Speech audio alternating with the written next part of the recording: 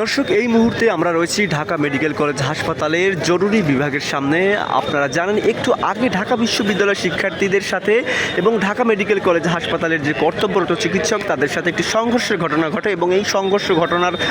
পরেই কিন্তু Dhaka medical college হাসপাতালের যে জরুরি সেবা সেটি বন্ধ রয়েছে এবং আপনারা দেখতে পাচ্ছেন এখানে আইন শৃঙ্খলা বাহিনীর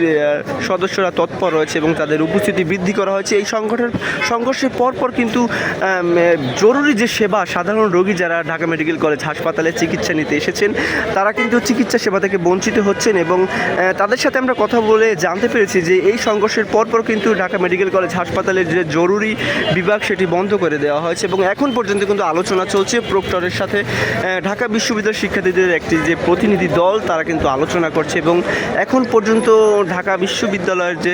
সংলগ্ন যে ঢাকা মেডিকেল কলেজ হাসপাতাল সেখানে চিকিৎসা সেবা বন্ধ রয়েছে এবং গেটটি কিন্তু আটকা রয়েছে এবং আপনারা দেখতে পাচ্ছেন এখানে আইন শৃঙ্খলা রক্ষাকারী বাহিনী কিন্তু সামনে অবস্থান নিয়েছে যেন এই সংঘর্ষের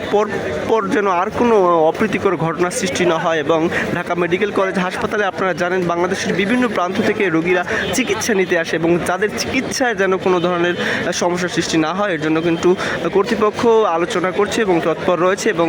এখন পর্যন্ত যে জরুরি সেবা সেটি কিন্তু বন্ধ রয়েছে এবং এই ছিল ঢাকা মেডিকেল কলেজ হাসপাতালের সামনে থেকে সর্বশেষ।